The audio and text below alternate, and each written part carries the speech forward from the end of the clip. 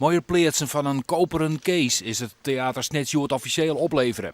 Een koperen kees is een roenom tapast referentiepunt van decor en jocht. De bouw van het nieuwe theater had 2 worden en 15 miljoen euro kosten. Oorl Wikkelien werden er nog 1300 verbeterpunten vastgesteld, nou overombracht naar 850. Er moeten nog wat bouwkundige activiteiten plaatsvinden en het loadingdok, dat is zeg maar de garage, de inpandige garage van een theater waar hele grote vrachtwagens kunnen lossen en laden. Maar goede verbeteringen bestaan ook uit een plint die nog scheef zit of een stopcontactplaatje wat gebarsten is. Met 2 bekende snitsers zoeken we naar het gebouw om te jaren wat zij ervan vinden. Prachtig is het worden. Ja. Zullen we er eens even herinneren? Ja, we lopen er even naartoe.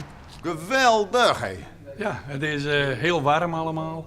Prachtige goudkleurige trap. Dat goud dat komt terug in deze warme rode vloer. Ik vind dit ook zo mooi, hè? Breedte en dan een jongeren. En dat heeft een net lullig dien. Nee, het is transparant, zou te zeggen.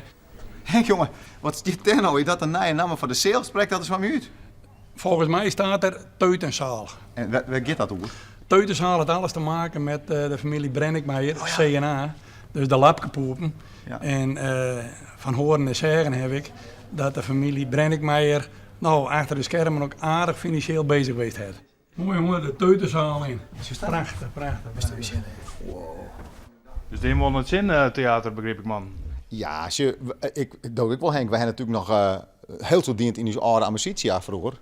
Ja, daar was net meer aan het denken als dit juist. En nou, we weten ook hoeveel titel het nom met, maar dat het er nou stiet.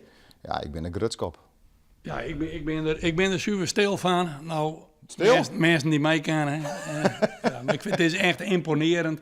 En ik hoop dat dat een plek wordt waar dus alle Zuidwesthoekers een plekje vinden zullen. Op 1 november zal koningin Beatrix het theater officieel openen.